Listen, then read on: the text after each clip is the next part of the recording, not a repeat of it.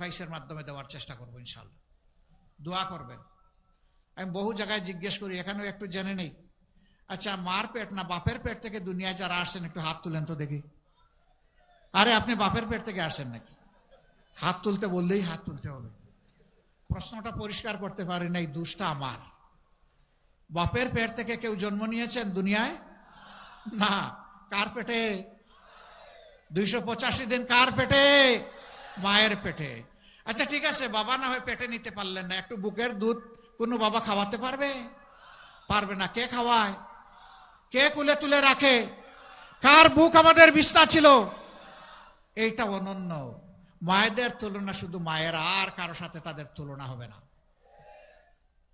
এই মায়ের জাতিকে যারা সম্মান দিতে জানে না, এরা কপাল পোড়া।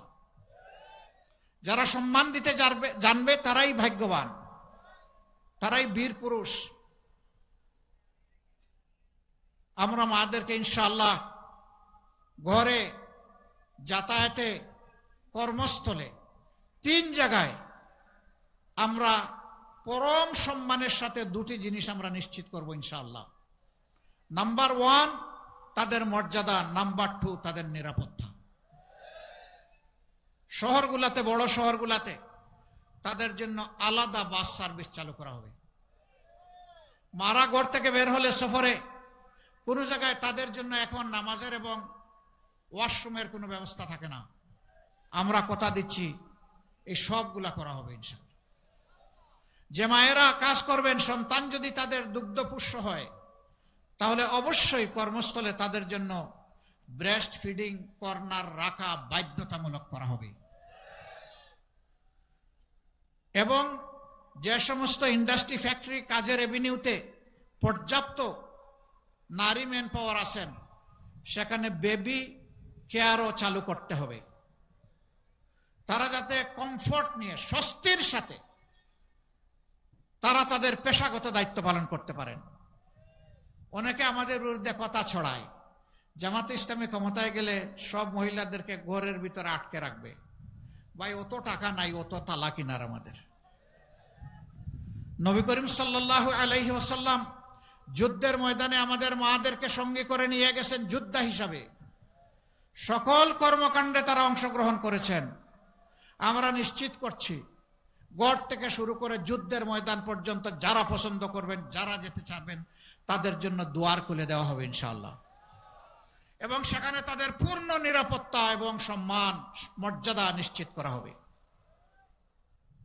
ধোঁকাবাজদের জ্বালাতন থেকে তারা মুক্তি পাবেন ইনশাআল্লাহ। যুব সমাজ, ভাই বোনেরা, আমরা কোনো বেকার ভাতা তোমাদেরকে দিব না, দিতে পারবো না। বেকার ভাতা দিয়ে বেকারের মহাসমুদ্র তৈরি করতে চাই না। বরঞ্চ প্রত্যেকটা যুবক যুবতীর হাতে সম্মানের, মর্যাদার উপযুক্ত কাজ তুলে দিতে চাই, যাতে গর্বের সাথে তারা বলতে পারে, আমি একজন গর্বিত বাংলাদেশী, আমি আমার যোগ্যতা দিয়ে আমার দেশকে আমি সেবা করি। এই কথা যেন তারা বলতে চায়, বলতে পারে।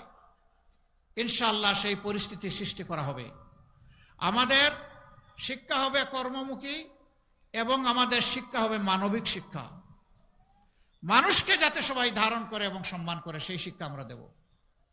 কঠিন রোদে কষ্ট হচ্ছে, আমি আর কথা বাড়াচ্ছি না। এবার যে 4 জন ব্যক্তিকে আগামী স্বপ্নের বাংলাদেশ গড়ার জন্য আমরা এখানে মহান আল্লাহর উপর ভরসা করে প্রতিনিধি হিসাবে দিয়েছি, সংসদ সদস্য প্রার্থী হিসাবে দিয়েছি, আমি এখন এক এক করে তাদের হাতে পাল্লা তুলে দেব, ইনসাফের প্রতীক দাড়ি পাল্লা ইনশাআল্লাহ। আপনারা এগিয়ে আসুন ভাইয়েরা।